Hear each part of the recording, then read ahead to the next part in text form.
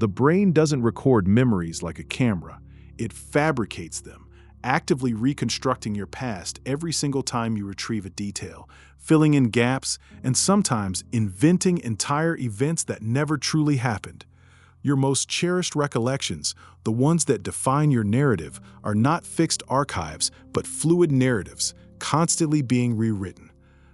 In this profound exploration, we will unravel the intricate dance of memory reconstruction, understanding precisely how your brain's natural processes can lead to the formation of false memories. You'll gain a fundamental grasp of how easily human memory can be manipulated and how your mind, in its earnest attempt to create a coherent story, might just be gaslighting itself. The core scientific mechanism at play here is known as memory reconsolidation and the misinformation effect.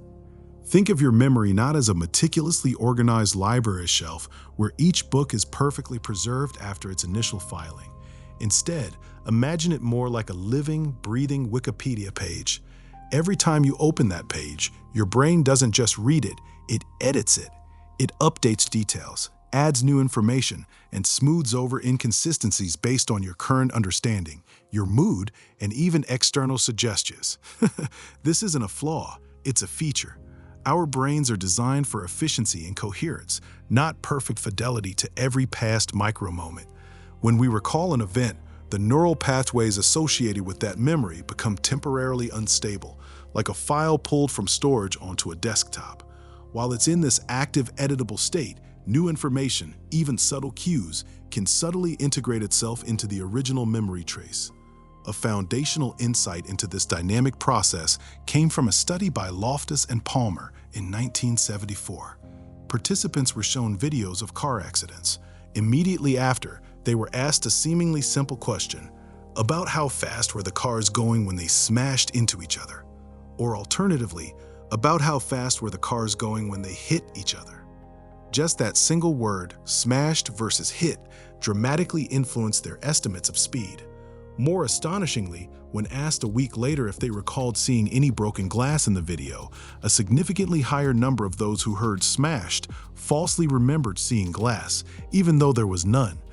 Their memory of the event itself had been altered by a single word, integrated during the act of recall. Does that surprise you? To know how easily our minds can accept and integrate new suggestions into what we swear we saw or heard?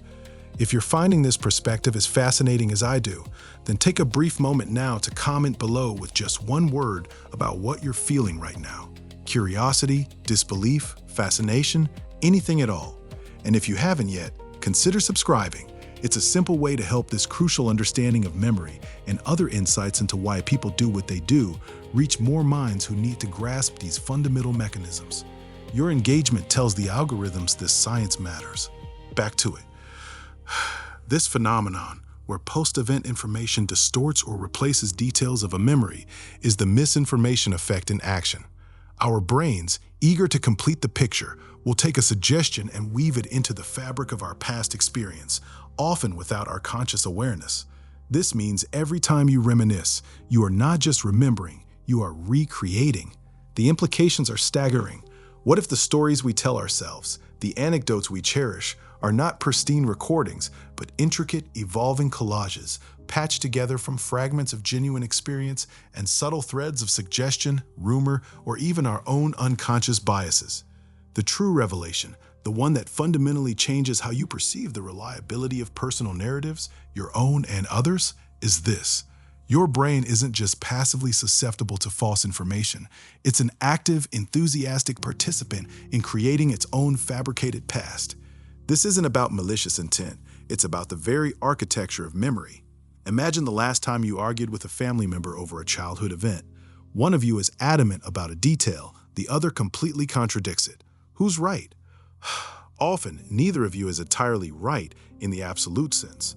Your brain, craving a complete narrative, doesn't like gaps. When a detail is missing, or when new information presents itself, the brain unconsciously fills the void. It interpolates, it confabulates, it invents, and it does so with such seamless integration that the fabricated detail feels as real, as vivid, as visceral as any authentic memory. You don't consciously make up the memory. Your brain just presents it to you as fact. This process becomes terrifyingly clear when we look at the phenomenon of implanted false memories.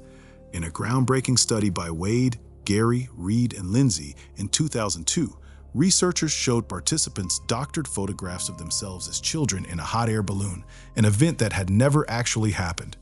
After repeated viewings and guided imagery, an astonishing number of participants, 50%, developed vivid false memories of the hot air balloon ride.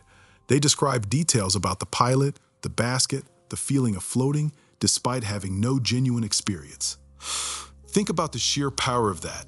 A simple doctored photograph, a few leading questions, and suddenly, a completely new, deeply personal, and emotionally resonant memory exists where there was only emptiness. These aren't just minor distortions. These are entire narratives constructed from scratch, feeling indistinguishable from genuine life events. This isn't some fringe phenomenon restricted to experiments. It shapes our everyday lives. It influences eyewitness testimony, where a single leading question can fundamentally alter a witness's recollection of a crime. It impacts our personal histories as we blend stories we've heard with what we actually experienced, leading to what's known as source amnesia, forgetting the origin of information and mistakenly attributing it to our own direct experience. Our brains, in their relentless pursuit of a coherent self-story, will often prioritize a good narrative over factual accuracy. It's why two people can experience the exact same event, walk away, and sincerely believe wildly different things happened. They're not lying. Their brains are simply constructing different versions of reality. Understanding this isn't about fostering cynicism. It's about developing a profound appreciation for the intricate, adaptive, and sometimes startling nature of the human mind. Here are 3 specific ways you can apply this knowledge in your daily life. First, cultivate a habit of metacognition about your own memories.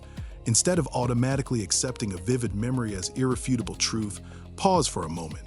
When a detail feels particularly strong, or you're relating a story you haven't thought about in years, ask yourself, is this truly a direct recollection, or could it be influenced by subsequent conversations, photographs, or stories I've heard?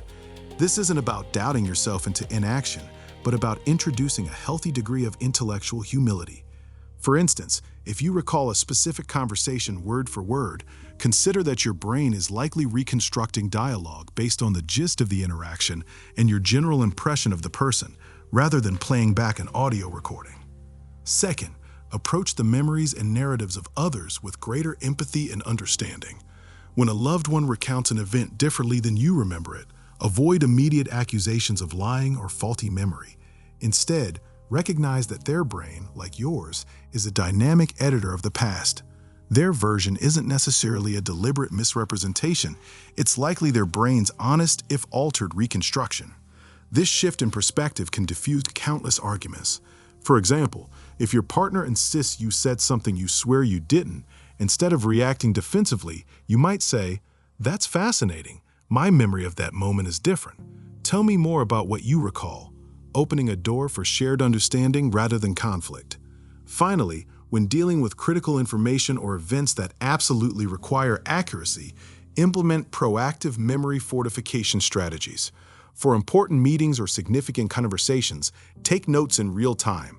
Immediately after an important interaction, briefly summarize it in writing, capturing key details while the memory is fresh and less susceptible to the misinformation effect. Corroborate critical facts with multiple sources or witnesses. This isn't about distrusting your brain entirely, but recognizing its inherent reconstructive tendencies and actively building a factual scaffold around important information. For instance, after a complex discussion with a colleague, send a follow-up email outlining the agreed-upon points. This external record then serves as a reliable anchor, less prone to internal manipulation. You now understand that your personal history is not a static museum exhibit, but a living, breathing, constantly evolving landscape. This fundamentally shifts your understanding of who you are, acknowledging that your identity is built on a narrative that is both profoundly real and yet perpetually rewritten. You see others not as flawed rememberers, but as fellow architects of their own intricate, subjective pasts. It's a humbling yet incredibly liberating truth. Which past event do you now question the most vivid detail of? If this detailed explanation helps you catch this memory pattern in yourself or others, please like this video. It's a simple way to bookmark this explanation so you can find it again whenever this powerful mechanism reveals itself. Continue the journey of decoding the hidden mechanisms behind human behavior. Recognize now that the past is a fluid concept shaped by the present, and understand that even deeper revelations about our very perception of reality are still waiting. Subscribe to ensure you don't miss the next scientific discovery we're already unearthing.